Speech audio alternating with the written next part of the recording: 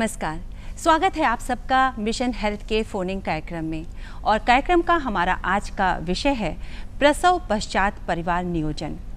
और इस विषय पर जानकारी देने के लिए हमारे साथ हैं राष्ट्रीय स्वास्थ्य मिशन उत्तर प्रदेश के उप महाप्रबंधक डॉक्टर पंकज सक्सेना जी। डॉक्टर साहब, बहुत बहुत स्वागत है आपका कार्यक्रम में। स्वास्थ्य सर्वेक्षण के अनुसार दो बच्चों के बीच में अगर 3 साल का अंतर रखा जाता है तो माँ और बच्चे दोनों का स्वास्थ्य अच्छा रहता है। और इस अंतर को बनाए रखने में परिवार नियोजन की महत्वपूर्ण भूमिका होती है। प्रसव और गर्भपात के बाद परिवार नियोजन की किन विधियों को अपनाया जाए, इसी विषय पर आज डॉक्टर साहब से हम विस्तृत चर्चा करेंगे। तो आपके भी अगर कोई प्रश्न हैं, कोई सवाल हैं, तो आप हमें फ़ोन कर सकते हैं। फ़ोन करने के लिए नोट कर लीजिए आप हमारा फ़ोन नंबर है 0522-220-5756, 0522-2288698, 0522-407-6802 और टोल फ्री नंबर है 1800-180-5233। और आपसे एक निवेदन है कि जब भी आप फ़ोन करें तो अपने टीवी सेट का वॉल्यूम थोड़ा कम रखें ताकि आपकी आवाज़ हम तक अच्छे से पहुंच सके। और डॉक्टर साहब, जैसा कि आप देख रहे हैं कि आज हमारे साथ कुछ आमंत्रित दर्शक भी हैं, तो इनके भी प्रश्नों को हम कार्यक्रम में शामिल करेंगे। तो आप सबका भी बहुत बहुत स्वागत है कार्यक्रम में। डॉक्टर साहब, सबसे पहले ये जानना चाहेंगे कि कहते हैं कि परिवार नियोजन के जो तरीके हैं वो प्रसव और गर्भपात के बाद अपना लेने चाहिए, तो इसके क्या फ़ायदे हैं?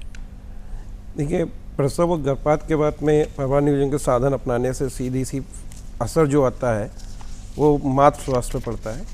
अगर आप जो है प्रसव के बाद या गर्भपात के बाद नहीं अपनाते हैं तो आपकी फर्टिलिटी रिटर्न होती है, मतलब आप में जो है फिर से गर्भ धारण करने की क्षमता जो दोबारा लौटती है। अगर आप जल्दी गर्भ धारण करेंगे तो मातृ स्वास्थ्य पर विपरीत प्रभाव पड़ता है और ये आगे चल के जो मातृ मृत्यु दर और शिशु मृत्यु दर को ही बढ़ावा देती है जी। तो इसलिए प्रसव पश्चात या गर्भपात पश्चात परिवार नियोजन साधन अपनाने से एक तो फायदा ही पड़ता है कि मातृ के जो है मातृ मृत्यु दर और शिशु मृत्यु दर में कमी आ सकती है जी। दूसरी बात यह है कि अगर माँ बच्चे के हिसाब से सोच जाए तो बच्चे की परवरिश के लिए बेहतर समय मिल सकता है। अगर हम सोचें कि देश हित में, राष्ट्र हित में क्या फ़ायदा हो सकता है, तो इसकी वजह से ये है कि पोस्टमार्टम के बाद अगर हम परिवार नियोजन अपनाते हैं तो कॉस्ट इफेक्टिवनेस है जी। क्योंकि ये वो समय होता है प्रसव पश्चात कि जहाँ पे कि महिला को समझाना ज़्यादा आसान होता है, क्योंकि उसको मातृ सुख प्राप्त हुआ होता है और वो एकदम उसकी बात को समझने के लिए अच्छी तरीके से होती है।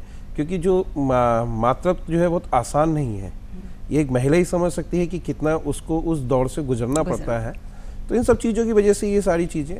दूसरी चीज़ है कि हमारी जो अनमेट नीड है, जिसको कहना चाहिए कि जो दो मांगों के बीच में कि कहीं पे महिलाएं चाहती हैं कि हमें जो है कोई ना कोई हम गर्भ निरोधक साधन अपनाएं, उस विषय में नहीं हो पाती, तो वो भी हमारी पूरी हो जाती है। तो दोनों ही स्थितियों में बहुत ज़रूरी है। और रिकमेंडेशन जो है वो अलग अलग है कि जैसे आपने अपने ही शुरुआती दौर में कहा था कि 2 बच्चों के बीच में जन्म का अंतराल कम से कम 3 साल का होना चाहिए जी। डॉक्टर साहब, एक फ़ोन कॉल हमारे पास है, नंद किशोर जी का फ़ोन है ये, बाराबंकी से। हेलो, नमस्ते मैडम। जी, स्वागत है आपका कार्यक्रम में जी। मैं जानना चाहता हूँ कि प्रसव के बाद जो है हमें कौन से परिवार नियोजन के साधन अपनाने चाहिए, खास करके महिलाओं को अपनाना चाहिए कि पुरुषों को अपनाना चाहिए कि दो में एक को अपनाना चाहिए कि दोनों को अपनाना चाहिए, किस प्रकार से हमें करना चाहिए? जी, नंद किशोर जी ने सारी बातें पूछ ली कि किसको अपनाना चाहिए। नंद किशोर जी, दोनों ही है, क्योंकि परिवार के अंदर जो है अगर पुरुष और स्त्री दोनों मिलकर ही एक पूरी यूनिट बनती है, चाहे महिला अपनाए या पुरुष अपनाए, साधन कोई भी एक अपनाता है तो इफेक्ट एक ही आना है। अब रहा कि पुरुषों के लिए कौन से अब साधन अपना सकते हैं, तो पुरुषों के लिए तो सीमित साधन ही है अभी। पुरुष जो है कंडोम अपना सकते हैं, या उनका परिवार पूरा हो चुका है तो स्थायी साधन के रूप में उनके पास विकल्प है कि वो पुरुष नसबंदी अपनाए। महिलाओं के पास में के जो साधन हैं तो परिवार नियोजन के लिए उसमें काफ़ी बड़ा वो है, बास्केट ऑफ चॉइस अच्छी है। तो तुरंत प्रसव पश्चात जो है वो IUCD भी अपना सकते हैं, जो तुरंत के बाद की मैंने बात की, तुरंत बाद वो है। या उसके बाद में अगर स्थायी साधन अपनाए जा सकते हैं तो महिला नसबंदी भी कराई जा सकती है। तो ये 2 चीज़ें हैं। प्रसव के बाद में अगर कोई चाहता है कि रुक के और अगर वो ब्रेस्ट फीडिंग करा रहा है तो उसके बाद तो जो है फिर सारे साधन अपनाए जा सकते हैं। सारे साधन अपनाए जा सकते हैं। हमारे साथ भाषा जी भी हैं। भाषा जी, आप कुछ पूछना चाहती हैं? डॉक्टर साहब, प्रसव के कितने दिनों बाद फैमिली प्लानिंग साधनों का प्रयोग किया जा सकता है कि दोबारा कंसीव ना हो? जी, जितनी जल्दी हो सके उतने अच्छा है। वैसे सीधी सी चीज़ है कि अगर प्रसव हो गया है तो अगर माँ जो है 6 महीने तक एक्सक्लूसिव ब्रेस्ट फीड पे, एक्सक्लूसिव ब्रेस्ट फीड का मतलब ये है कि माँ जो है अपना स्तनपान करा रही है बिल्कुल बच्चे को पूरी तरीके से, जिसमें कि रात का स्तनपान भी बच्चों को कराया जाना जरूरी है, तो 6 माह के बाद कर सकती है। अगर वो एक्सक्लूसिव ब्रेस्ट फीडिंग नहीं करा रही है, मान लीजिए कि वो रात में कोई ब्रेस्ट फीड नहीं कराती है या नियमित तौर पे जो 4-6 घंटे के बाद पे अंतराल पे करानी चाहिए वो नहीं कराती है, तो 6 हफ्ते बाद उसको अपनाना चाहिए। अगर बिल्कुल नहीं करा रही है तो 4 हफ्ते का समय रह जाता है, और अगर वो गर्भपात पश्चात है तो उसे 10 दिन बाद। तो हर जगह पे अलग अलग है, तो स्थितियां अलग अलग हैं कि किस स्थिति में किस तरीके से। तो इसलिए अच्छा यही है कि जितनी जल्दी गर्भ जो है वो प्रसव प्रसव पश्चात गर्भपरवाह नियोजन के साधन अपना लीजिए। तो डॉक्टर साहब ये कह सकते हैं कि स्तनपान जो है वो एक गर्भनिरोध का एक अच्छा साधन है अगर एक्सक्लूसिव किया जा रहा है तो लैक्टेशनल अमोनिया मेथड कहलाता है, लैम मेथड जिसको कहते हैं। ये पारंपरिक गर्भ निरोधक साधनों में से एक साधन है, लेकिन ये मॉडर्न कॉन्ट्रासेप्टिव नहीं है क्योंकि इसकी फेल्योर दर जो है वो ज़्यादा है। डॉक्टर साहब ये बताइए, जैसे गर्भ निरोधक गोलियां जो ली जाती हैं तो वो उनको प्रसव के कितने दिन बाद वो शुरू करी जाएं और उसके साथ क्या कुछ सावधानियां भी ज़रूरी हैं? देखिए, गर्भ निरोधक गोलियां जो ओरल जो कंबाइंड पिल्स हैं तो उनको कम से कम 6 हफ्ते बाद शुरू करते हैं कि मतलब कि जब एक्सक्लूसिव ब्रेस्ट फीडिंग मतलब 6 महीने के बाद शुरू करा जाना चाहिए कि ताकि किसी समय का वो नहीं रहे। हाँ, लेकिन जो कोई अगर एक्सक्लूसिव ब्रेस्ट फीडिंग में नहीं है तो उसके लिए बेटर ये रहेगा, क्योंकि अलग अलग जगह पे अलग अलग कंडीशंस हैं, तो अच्छा ये रहेगा कि उसकी चिकित्सकीय सलाह ले ली जाए जी। दूसरी चीज़ जो आपने पूछा कि उसके लिए सावधानी क्या होनी चाहिए, सावधानी ये है कि शुरू करने के बाद में कुछ लोगों के साथ में कुछ प्रॉब्लम्स होती हैं, उसको अपने ये पता होने चाहिए कि किस जगह पे उसके साथ में कोई समस्या दवा खाने के बाद हो रही है, तो उसको तुरंत चिकित्सकीय सलाह लेनी चाहिए। जैसे कि उसके पेट में या पेड़ों में दर्द है, चेस्ट पेन है, सीवियर हेडेक हो रहा है मतलब सर में दर्द हो रहा है उस स्थिति के अंदर, या उसकी आई में परेशानी हो रही है जिसकी मतलब कि देखने की रोशनी में उसको लग रहा है कि कम हो रही है, या ब्लरिंग हो रही है कि मतलब कि जैसे कि उसे लग रहा है कि चमचमाहट हो रही है, तो उस स्थिति के अंदर उसको तुरंत ही जो है ओरल कॉन्ट्रासेप्टिव पिल अगर ले रही है तो उसको मिलना चाहिए। लेकिन ओरल कॉन्ट्रासेप्टिव के साथ में एक और है कि ओरल कॉन्ट्रासेप्टिव पिल्स अगर कभी लेनी है तो उसको रेगुलर नियमित समय पे लिया जाना चाहिए। डॉक्टर साहब, एक कॉलर हमारे साथ और जुड़ गए हैं, Raghav ji. Hello hello hello, हाँ जी, आपका स्वागत है मिशन हेल्थ में, आप अपना प्रश्न पूछिए। सर, मैं ये जानना चाहती हूँ कि गर्भ निरोधक गोलियां खाने से कोई नुकसान भी होता है? जी, मैंने भी अपने पहले वाले जवाब में ही दिया था कि गर्भ निरोधक गोलियां खाने से कोई नुकसान नहीं है, लेकिन किसी को समस्या होती है तो उसके लिए जो चिकित्सा सलाह के लिए मैंने कहा था कि किस समय पर आपको चिकित्सकीय सलाह लेनी है उसका जरूर ध्यान रखा जाए। पेड़ों में दर्द अचानक होना, इसके अलावा आपका सीने में दर्द है, सीधे बहुत ज़्यादा आपका सर का दर्द है, आँख के अंदर आपकी रोशनी में कुछ कमी महसूस होती है, या आप ये सोचते हैं कि चकाचौंध हो रही है जिसे ब्लरिंग ऑफ द विजन है उस स्थिति में, या आपकी थाई में या बिलो नी आपके पेन ज़्यादा है, तो उस समय पर आपको जरूर जाना। मतलब किसी भी तरह का अगर शारीरिक आपको परेशानी महसूस होती है तो तुरंत डॉक्टर की आप सलाह लीजिए। डॉक्टर साहब, माला जी हमारे बीच में हैं। माला जी, आप कुछ पूछना चाहेंगे? गर्भ निरोधक इंजेक्शन कितना प्रभावशाली है और इसे कौन सी महिलाएं यूज़ कर सकती है?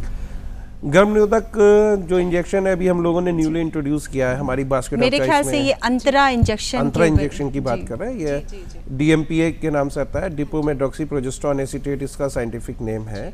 और अभी हम लोगों ने प्रदेश के अंदर जो था, पहले तो ये प्राइवेट सेक्टर में तो काफ़ी समय से चल रहा था, लेकिन सरकारी क्षेत्र के अंदर हम लोगों ने 11 जुलाई से शुरू किया है, और इस समय पे हमारे जो है सभी 75 जनपदों में से 71 जनपदों के जो डिस्ट्रिक्ट हॉस्पिटल्स हैं वहाँ पे इसकी उपलब्धता है, और आने वाले समय में हम बहुत जल्दी जो है नीचे CSC लेवल तक उसके नीचे जाने वाले हैं। इसके साथ में ऐसी कोई वो नहीं है कि एक ही समय पर लिया जाना चाहिए, तो शुरुआत इसके साथ में कोई ऐसे नहीं है कि बहुत बड़े दुष्प्रभाव हो, महिला जो है ले सकती है।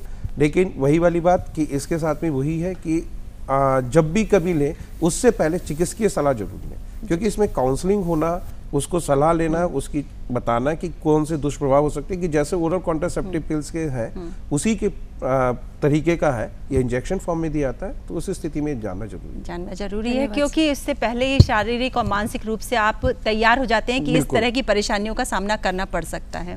पार्वती जी, आप भी हैं हमारे साथ में, आप कुछ पूछना चाहेंगी? गर्भ निरोधक छाया गोली की क्या विशेषता है? इसका प्रसव के समय सेवन करने के कितने दिनों बाद करना चाहिए?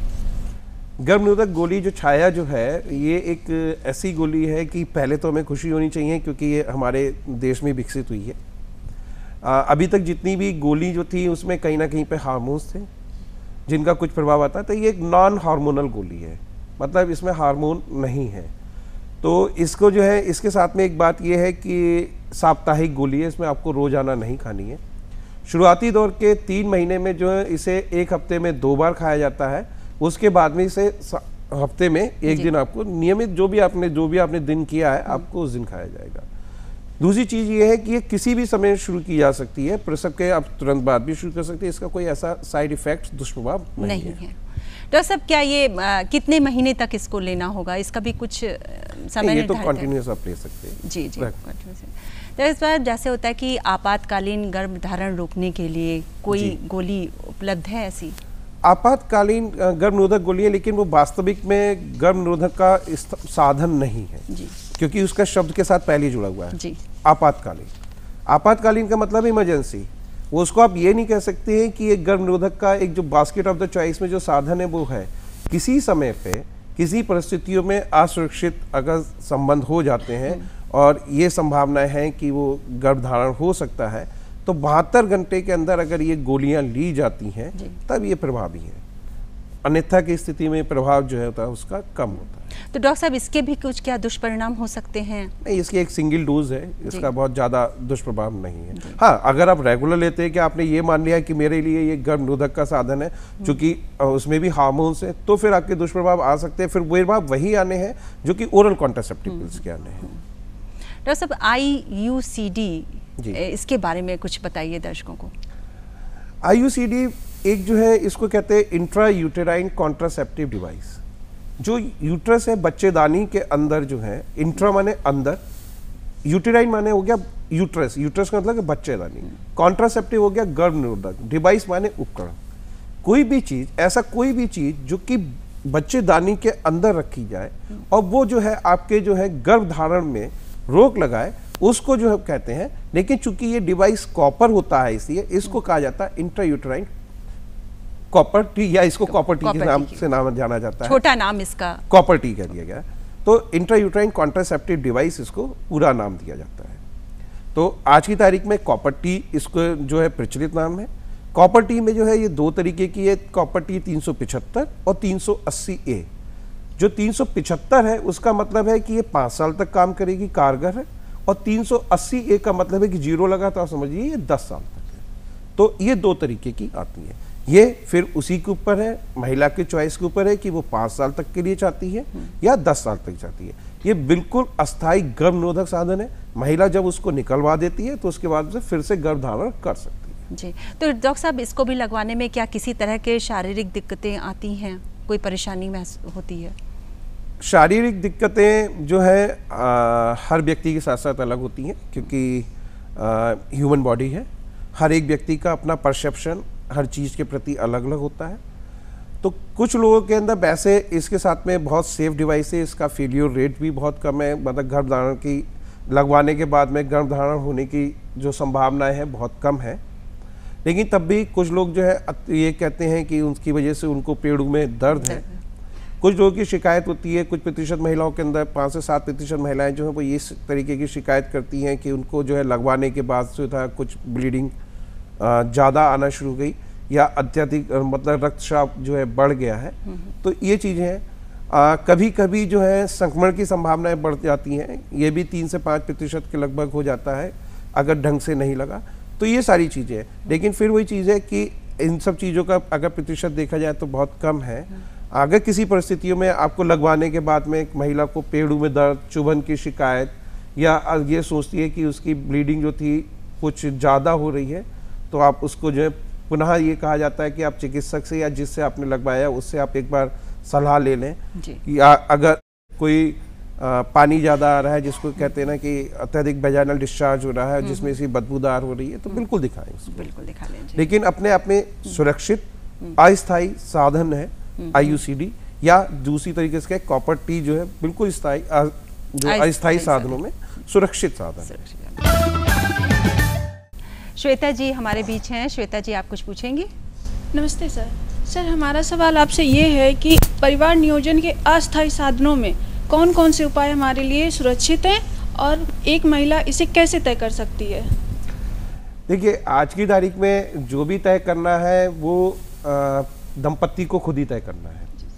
हमारा स्लोगन भी है कि पहले जो था कि हम कहते थे कि जिम्मेदारी निभाओ, प्लान बनाओ, तो वही चीज़ है। पहला स्लोगन आज की तारीख में वही है, जोड़ी जिम्मेदार जो प्लान करे परिवार। तो इस बारे में तो महिला या उसको दंपत्ति को अपनी देखना है कि उसके लिए कौन से साधन है। इस समय जितने भी साधन है सब सुरक्षित साधन है, कोई ऐसा साधन नहीं है। हाँ, साइड इफेक्ट्स जो कोई भी, जैसे भी कोई भी एलोपैथिक दवा होते हैं कि कहीं ना कहीं पे जिसे कहना चाहिए कि इफेक्ट्स हैं। अब इफेक्ट को कोई चीज़ परसेप्शन में उसको दुष्प्रभाव कह लें तो वो अलग चीज़ है। अब मान लीजिए कि आपने कोई गर्भनिरोधक साधन अपनाया, गर्भनिरोधक साधन अपनाया तो उसका मतलब ये है कि आप गर्भ धारण नहीं करना चाहते हैं। अब आप ओरल कॉन्ट्रासेप्टिव पिल्स को ही ले लीजिए। ओरल कॉन्ट्रासेप्टिव आप पिल्स अगर खा रहे हैं या आप इंजेक्शन लगवा रहे हैं तो क्या होगा कि धीरे धीरे करके आपका जो नियमित जो कहना चाहिए मेंस्ट्रुअल साइकिल है उसमें मात्रा में कमी होगी। हो सकता है कि कभी जो है वो रुक जाए किन्हीं महिलाओं के अंदर या किसी स्त्री के अंदर जो वो कम हो जाए। तो ये प्रभाव है, दवा का प्रभाव है। लेकिन अब कोई इसको दुष्प्रभाव भी कह सकता है। जी। दूसरी चीज ये भी हो सकता है कि किसी कोई बॉडी जो है हार्मोनल है, हो सकता है कि कोई कह दे कि मुझको ब्लीडिंग ज़्यादा आने लगी, तो शुरुआती दौर में होता है, लेकिन कोई दुष्प्रभाव नहीं है, बेसिकली वो उसके प्रभाव है। डॉक्टर साहब, पुरुष नसबंदी में जो शल्य क्रिया की जाती है ये कितने दिनों बाद प्रभावी होता है? नहीं, शल्य क्रिया तो केवल बहुत छोटी सी शल्य क्रिया है। 10 से 15 मिनट के अंदर ये शल्य क्रिया का पूरा ऑपरेशन जो है परफॉर्म हो जाता है, कंप्लीट हो जाता है। प्रभावी नसबंदी, पुरुष नसबंदी प्रभावी कितने दिनों में का है, तो उसका ये है कि पुरुष नसबंदी जो प्रभावी होने में कम से कम आपके 3 महीने का समय आता है। क्योंकि नसबंदी, जब पुरुष नसबंदी की जाती है तो नस को जो है, जो होता है कि जो हमारे शुक्राणुओं को ला रही होती है उस नस को काट के हटाया जाता है। लेकिन उसके बावजूद कुछ शुक्राणु आगे रहते हैं, तो जब तक कि आपके वीर्य के अंदर शुक्राणु की संख्या 0 नहीं होती या शून्य नहीं होती है तब तक प्रभावी नहीं होती है, और इसमें 3 महीने का समय लग जाता है। और उसको हम कभी भी सफल नसबंदी, पुरुष नसबंदी तभी घोषित करते हैं कि जब वीर्य के अंदर शुक्राणु की संख्या 0 हो। अगर 3 महीने के नहीं होता है तो उसका फिर दोबारा रिपीट टेस्ट कराते हैं, और दोबारा नहीं होता है तो कुछ लोगों में कुछ ज़्यादा समय हो जाता है तो 6 महीने तक, लेकिन अधिकतर में 3 महीने के अंदर प्रभावी हो जाता है। डॉक्टर साहब, एक हमारे कॉलर जुड़ी हैं कानपुर से, पुनीता जी। हेलो। हेलो। हाँ जी, स्वागत है आपका कार्यक्रम में, आप अपना प्रश्न पूछिए। नमस्कार, हमारा नाम सुनीता है और हम ये पूछे जा रहे हैं कि कई बार नसबंदी कराई जाती है तो गर्भ ठहर जाता है, तो जाके मतलब फिर क्या करना चाहिए? नसबंदी कराने के गर्भ उसके बाद भी ठहर जाता है, तो उसके बारे में जानना चाह रही हैं, ऐसा क्यों? देखिए, महिला नसबंदी के साथ में ये कभी कभी आता है कि गर्भ जो है वो ठहर जाता है। उसके अंदर कुछ रीजंस है। ऐसा है कि महिला नसबंदी होना चाहिए तो वो मेंस्ट्रुअल साइकिल जब आ रही है, जब मेंसेस आ रही है, उसके 7 दिन के अंदर ही नसबंदी जो है प्रक्रिया पूरी हो जाए जी। अगर 7 दिन के बाद का समय है और उसके बाद के जो लेके अगले तक है, तो उस समय के बीच में कोई ऐसा टेस्ट नहीं है जो कि ये बता सके कि महिला इस समय गर्भवती है या नहीं है।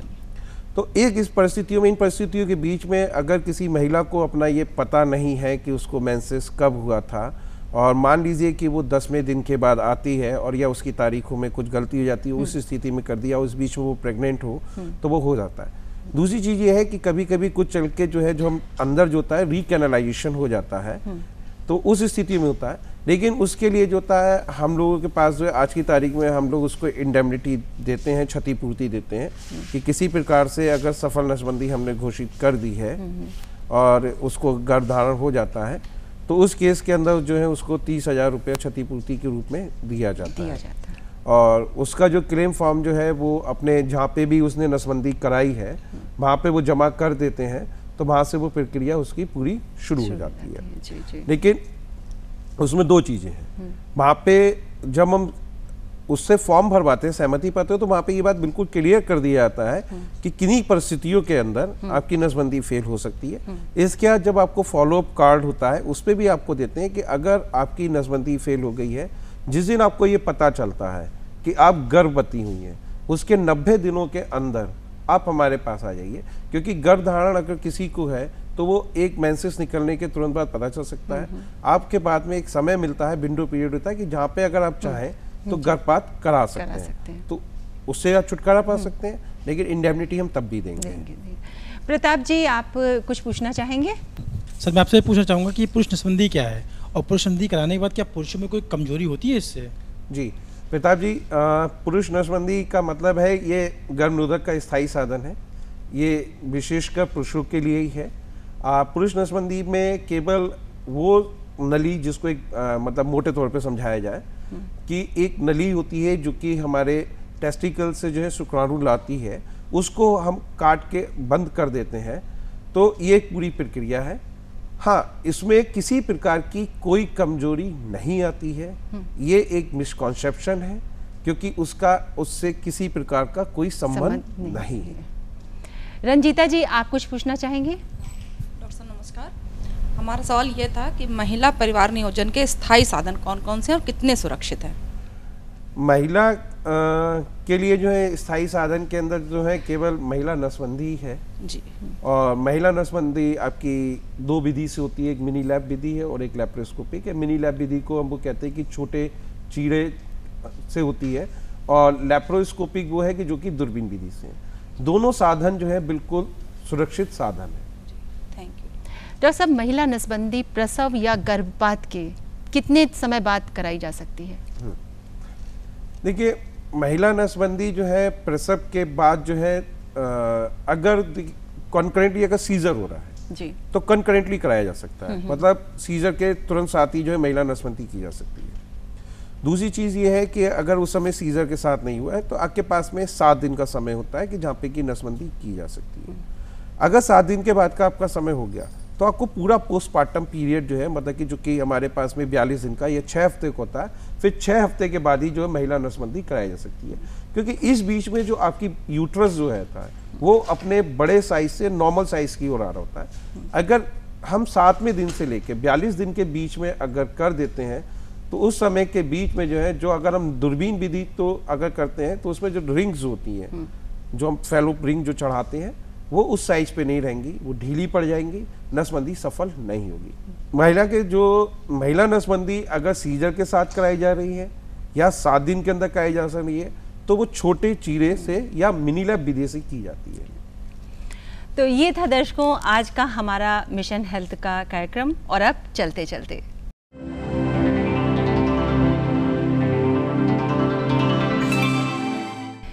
चलते में दर्शकों, हम आपसे एक प्रश्न पूछते हैं और उस प्रश्न का उत्तर भेजने वाले दर्शकों में से किसी एक दर्शक के पत्र का चयन हम लकी ड्रॉ के द्वारा करते हैं और फिर उन्हें आमंत्रित करेंगे अपने यहाँ इसी कार्यक्रम में। तो नोट कर लीजिए हमारा आज का प्रश्न। हमारा प्रश्न है, जिला चिकित्सालय में पुरुष नसबंदी माह की किस तारीख को की जाती है? प्रश्न एक बार पुनः नोट कर लीजिए। जिला चिकित्सालय में पुरुष नसबंदी माह की किस तारीख को की जाती है? और आप अपने प्रश्न का उत्तर हमें इस पते पर लिखकर भेज सकते हैं। हमारा पता है प्रस्तुतकर्ता मिशन हेल्थ, कमरा नंबर 205, दूरदर्शन केंद्र 24 अशोक मार्ग, लखनऊ 226001, और हमारा ईमेल आईडी है missionhealth.ddupLko@gmail.com। तो आपके पत्रों का रहेगा हमें इंतज़ार। और आज जिन भी दर्शकों ने हमें फ़ोन किया उनका भी हम शुक्रिया अदा करते हैं और अपने स्टूडियो में आमंत्रित दर्शकों का भी शुक्रिया अदा करते हैं। और डॉक्टर साहब, सबसे पहले आपका अदा करना चाहिए था क्योंकि आपने इतनी महत्वपूर्ण जानकारी हमारे दर्शकों को दी। आपका बहुत बहुत धन्यवाद। है।